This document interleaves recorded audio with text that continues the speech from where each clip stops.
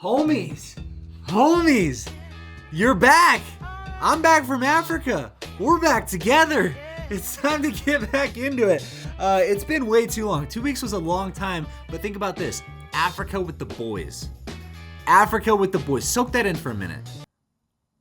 Okay, this is a very special edition episode I'm super excited about. It's brought to you by AG1 by Athletic Greens, better nutrition made simple, but more on that later because the story begins now. We embark on this journey together of the time that Josh, James, Luke, and myself flew to Africa to climb the world's tallest freestanding mountain.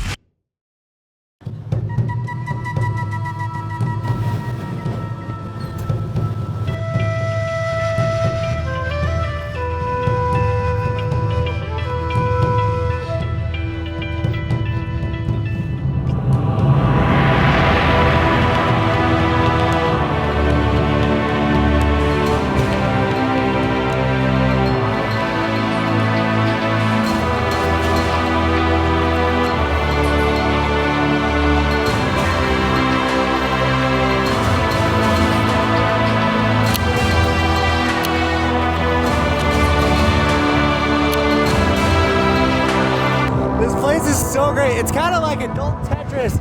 Everything just fits in its place. Hi, Josh. Hey! Hey! Everybody's telling me to get back in. It's fine. So I almost got my head and my hand chopped off multiple times. Out of all the things that we did, in Africa, by far the scariest thing was doing mock Jesus down a dirt road in a clapped out minivan. I feared for my life. This is our hotel room. Part about this, you can poop and you can shower at the same time. Look at these poor chums. No food. Me and Josh got our food. Josh isn't even gonna wait. That's what I love about Josh. Got a photo with Josh waits for no one, dude. So we meet up with our guides in Tanzania. It's required by law, and it makes sense because it supports the economy, but you have to hire a company to guide you. You have to hire people to guide you up to the top of the mountain, which makes sense, and it makes it a little bit more fun when you follow somebody that knows the way. Let me just say, these are all the real heroes. We got 15 guys for 4 wannabes. But watch this, watch this, Val. Ready? Climb! Yeah, that's what's up. I feel like we're living in an Indiana Jones movie right now, you know? Luke, hold your thumb out. Hold your thumb out, do it. Look, come on, bro. Part of what's so unique about Kilimanjaro too is it has all these different climate zones. So at the very top, 19,300 and something feet, ice, snow, glaciers, it's freezing up there. And then at the very bottom, it's such a stark contrast because at the bottom you start in literally like a rainforest. It's lush, you got monkeys yelling at you, you got malaria, but it was so sick. Let me just make a note of something. We would be the only dudes to gain weight going up this mountain. Have you told them what we have? We got Rice Krispies. We got Built Bars. We got Snickers. We got a fun pack of Halloween candy. We got a whole box of zebra cakes. We're just over 60 minutes in, 2.08 miles. Feeling strong. You, come with me, hurry. It's essential. Come here, look closely, look. If you look right here, underneath this leaf, you'll find AG1 by Athletic Greens, essential to optimum human performance out here in Africa. AG1 by Athletic Greens is by far, hands down, the most simple way to get your daily serving of vitamins and minerals in one drink once per day. This is better nutrition, mates. I can't do it. My Australian accent's absolutely horrible. We are actually here in Africa. AG1 did sponsor this video. And if you go right now to the first link in the description down below, you can catch 5 free travel packs and a free 1-year supply of vitamin D3 with your first purchase. It doesn't matter if you're a busy parent, professional athlete, or you're climbing the tallest mountain in Africa, AG1 by Athletic Greens is for everybody, and it's not new to the market. They've made over 52 different iterations, making each one just that much better. Guys, AG1 by Athletic Greens is an absolute game changer when it comes to supporting your immune system. I brought my travel packs here with me to Africa while I was climbing Mount Kilimanjaro. Again, click the first link in the description down below to catch your 5 free travel packs, a free 1-year supply of vitamin D with your first purchase. Mega shout out to Athletic Greens for sponsoring today's video. Let's get back to it.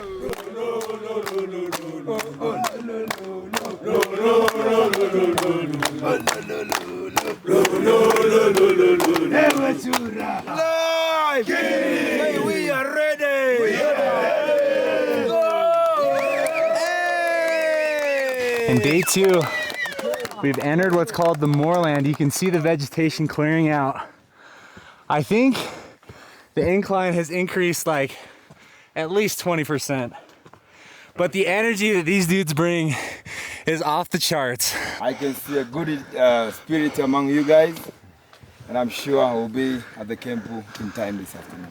That's the nicest thing anybody's ever said to me. You can see Mount Meru. I don't know how to pronounce it. My Swahili is just, it's a little rusty. You could work on it. I can work on it. Over there sticking out above the clouds, the second largest mountain in this area.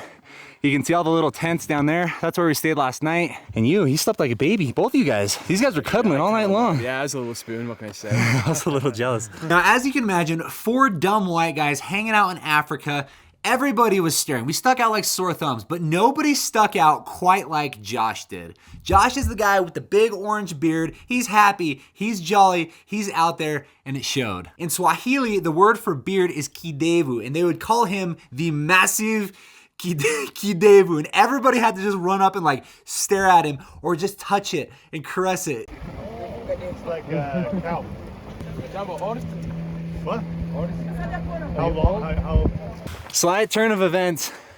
It got real cold. All these guys, way smarter than I am. Everybody brought jackets. I gotta show you. Look at this thing, dude. You look like you got out of the shower and you forgot to wear your clothes. Where are your pants? I only have a poncho. Luke, don't. Luke, stop. My guy Dismas back here said I look like the Pope. I'll take it as a compliment. Look at this, dude. The clouds are just falling on us. It's getting so chilly so fast. These guys were saying we're about halfway to the next camp now, which is good, because I want to get out of this poncho now. I feel like I'm wearing a tablecloth. Nothing humbles you quite like getting passed by a couple locals with a 30-pound basket on their head doing the same thing in jeans and running shoes. And I'm over here huffing and puffing in my overpriced Shield hiking boots and a poncho. Who's laughing at me? Sorry. Ow! Here we are. Camp 2, baby. Let's go. Oh my gosh. Also, fellow poncho homie, I like your poncho. Okay. It's alright, that's what us poncho guys do. You know, you just don't acknowledge it, it's cooler.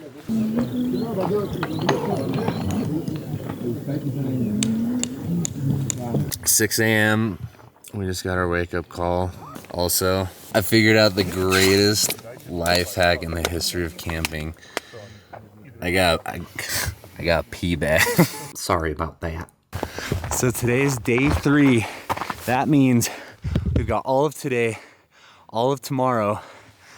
The summit's right there. Then day 5. We'll be up there, baby. It looks so far away. If you aren't familiar, Kilimanjaro is an old, what, like hundreds of thousands of millions of years old volcano. Has been dormant for 250 years. So this one has only been dormant for 250,000 years. 250 years ago. Oh, 250 years? Yeah, 250 years ago. That means any day now, dude. Dude, you ready? Not a long time. Okay, I appreciate you giving back, making another successful deposit to Mother Nature. You're welcome. I got that stage fright sometimes, you know? I know. You had to get started before I started feeling stage fright, you know. Is it bad if my pee was the color of my jacket? No, that's normal. Oh, okay, good. Okay, it just means you have hepatitis B. I'm like 90% sure you're fine. It's either hepatitis B or the clap. Oh, well, you know what? I got that cleared up last year, so I think it's going. Oh my gosh. We're at the feet of the beast. In the next 24 hours, we're gonna be right there, standing at the rooftop of Africa. Also, Luke, happy birthday. Oh, James, smile. Bigger. It's for Bumble. Ladies. Swipe anywhere. Swipe right. Add this to the resume, dude. For You just my climbed Mount sanity- Kilimanjaro. My sanity, swipe right. That's game over. That's game over, though. Ladies, if you want to see the finished photo, head to @thestradman on Instagram, link below. Oh, wow. This is going on Hinge, bro. He's On trying to Hinge. get the lady. Okay, go to hinge.com/Stradman, right? Something like that. That's not the link. Also, the weather's like clockwork here. You can see we're above the clouds almost every morning. It's been so clear. It clears up at nighttime. And now that the day's started, you can already see the clouds rolling in over the mountain. So it's 3:35 p.m. We just got here to 16,000 feet. We're supposed to be taking a nap in the tent right now. The wind is just blowing like crazy. I can't sleep. Also, I can't get my heart rate down. I'm at like between 100 and 125. I'm just laying here chilling. I'm trying to sleep. I feel like I'm gonna die, dude. The whole tent is shaking so bad right now.